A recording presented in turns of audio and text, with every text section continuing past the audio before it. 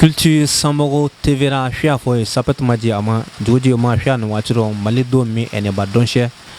mi dune sapet maji ama shia malido ne din ko ma fara tambo ma shia mi sapet maji ama shia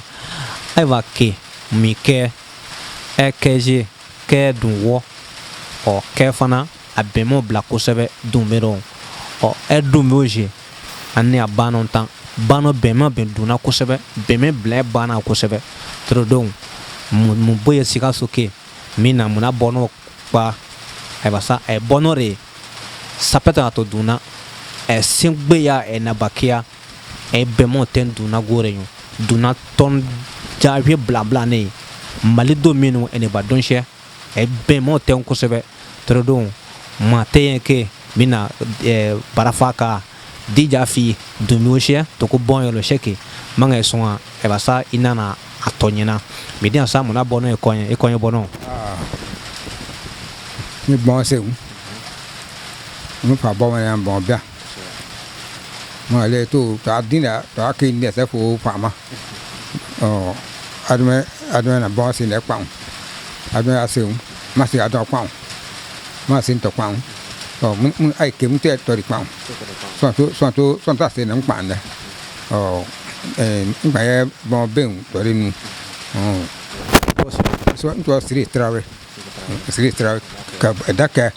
e bon se chien e chien pa bon ma chien e to ri bon ya wati dongo est-ce que akobeta ba ben no baro benji goji ani ni ko ya nyaaw baro me bon bena baro ba tata ga wo e kala le tata yo ga eno ti ba jamora e ba ne koroka bai bon après do ai akira ne passa sin wojo yara don doni ere wo ale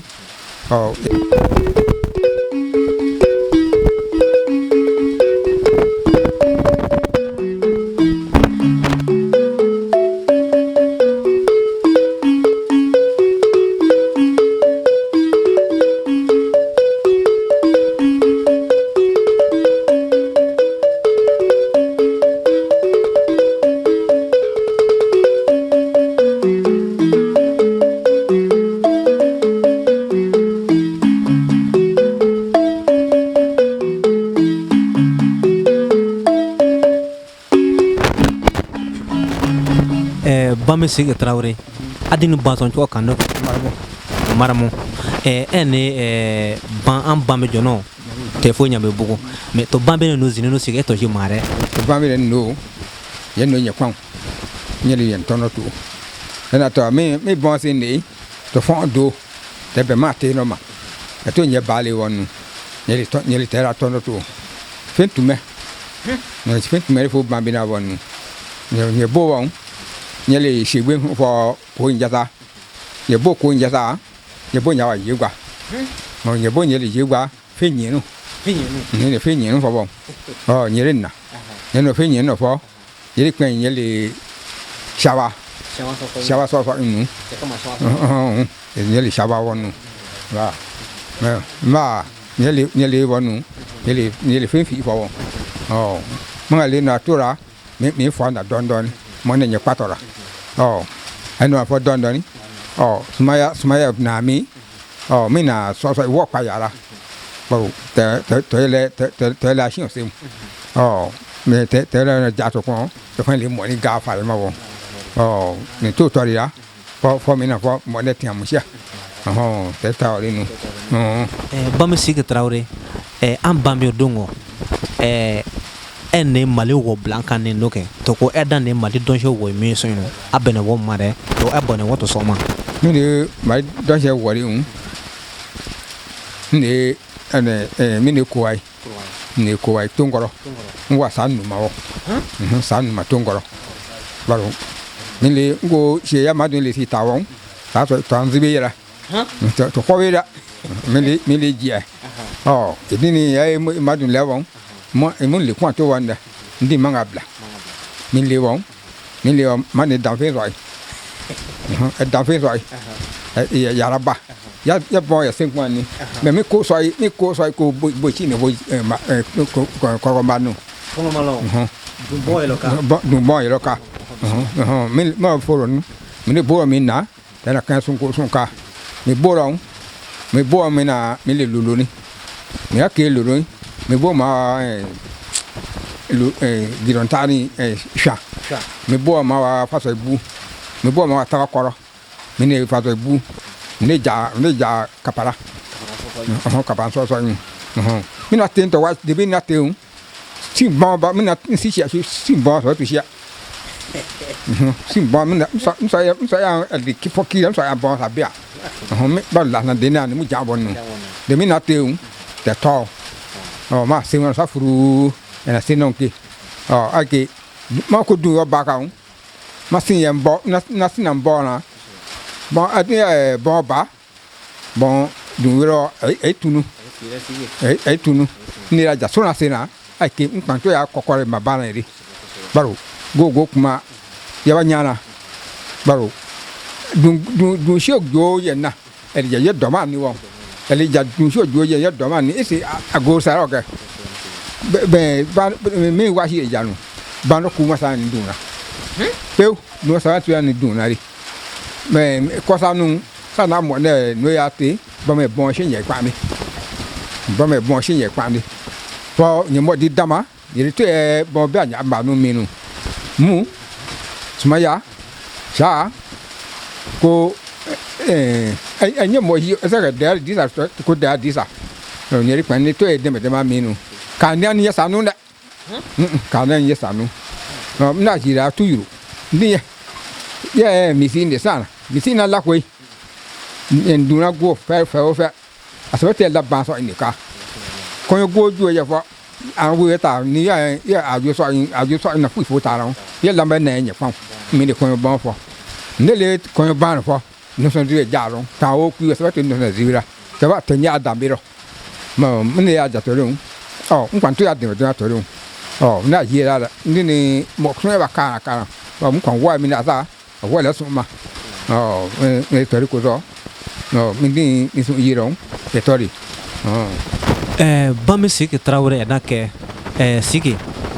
mimina no ke sisa bano ye lo duna bo be mo bla duna ro ke abla duna go to ta ay ye yen shere sa petu fo ya keke nu ajia fa go sa ni yen shere ya fa ba won to jara no afa go ba ni adun yo dabe ba adun yo do da adun yo do pe no ye la bon yen sa ye len sa petu ka c'est dans là et certain nimisara baro ye di sa ida idune la shwa kan do ye bo shwa kan do ka ro ka shwa ni na ha bi ole fa nu ni mai ta bo dun bere pe dun ro ye sa ten ye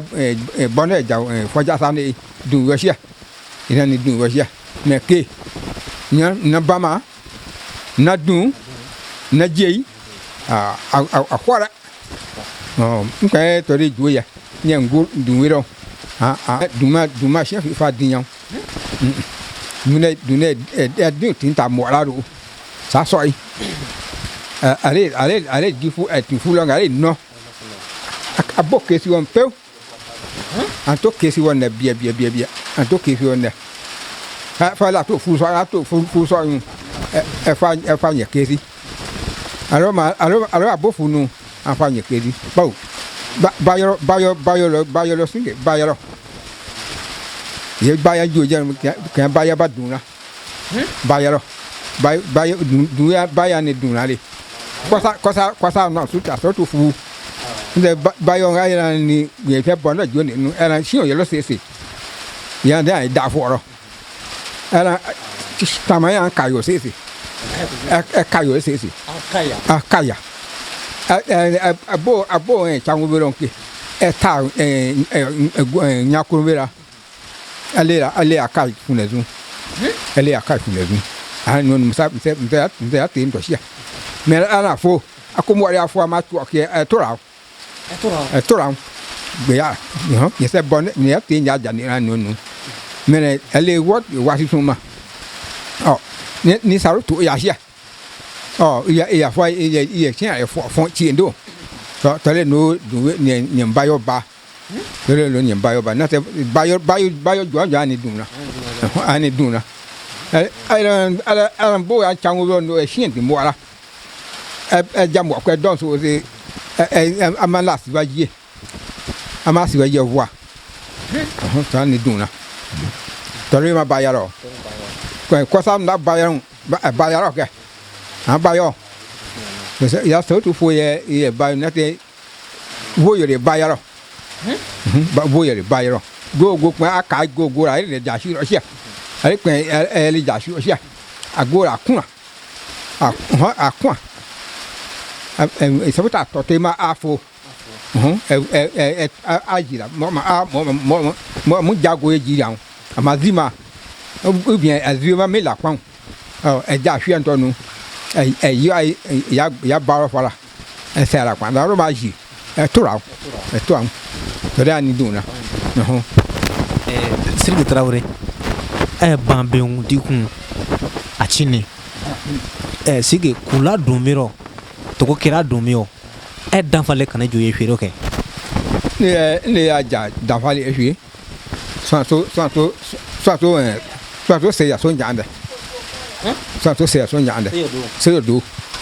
baro dumiro me se atemi bonne ja ni na temi bonne ja bonne si blabla blabla ni to washi me ale ja sa bonne wa nzi washi tema baro blabla ni ale ja sa yun bo e fo bono ahwe ahwe baro so na wa da fa fan la fa na doro ba dinyo go sa do wanu to mi na ki nye bono e ju don de bono la sha fo ni dan ne sa yun de fo mo be mare bono anzi tema mais que so to se ya so jambe dia fato fa tana na to dine baka tazino ga dine baka tazino ala no dara ali da wa do fun re ali ja te so yi be change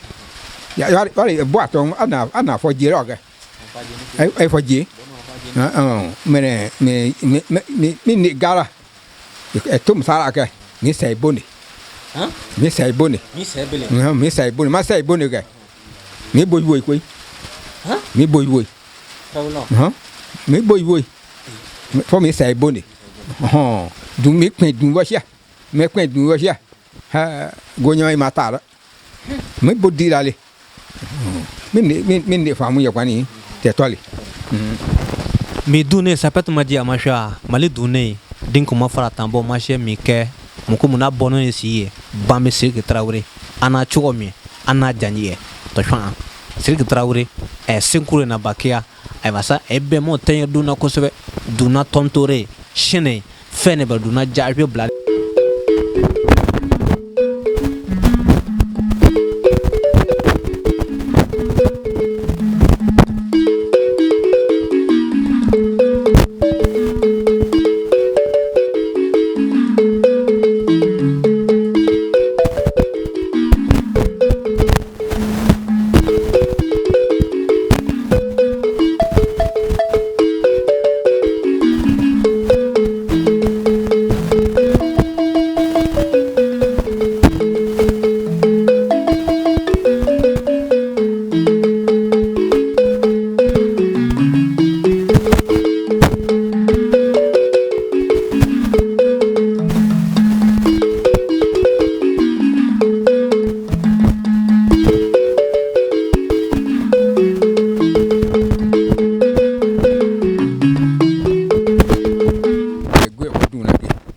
ma bari ye min kan ya wori shen mi kan dun wo sia mi kan dun wo sia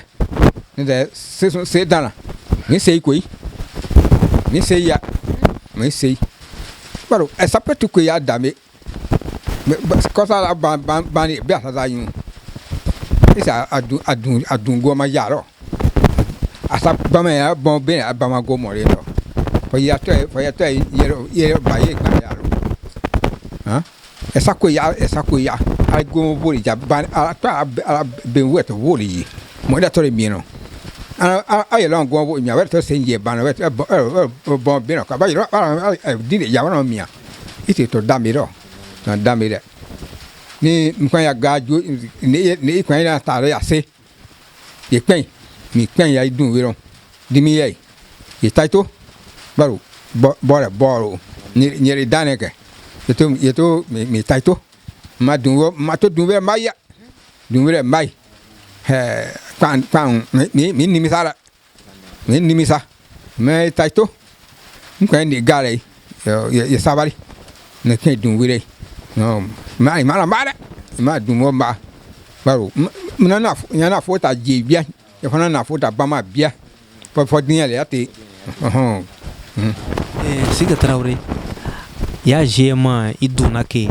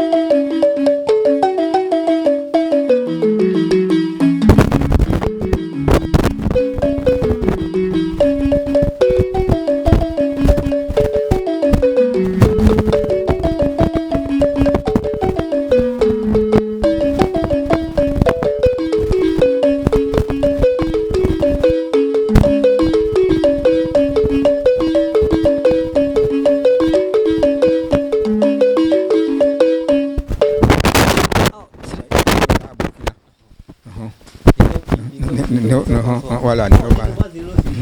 ma kai du kai no man ya te kun te mai ne le nya bukin ya min to ma ba sorry bo Esriga ma vesi sa drapo te bon eto dansi mare are konye a te no wa ka kele mone ne nu eto wala ma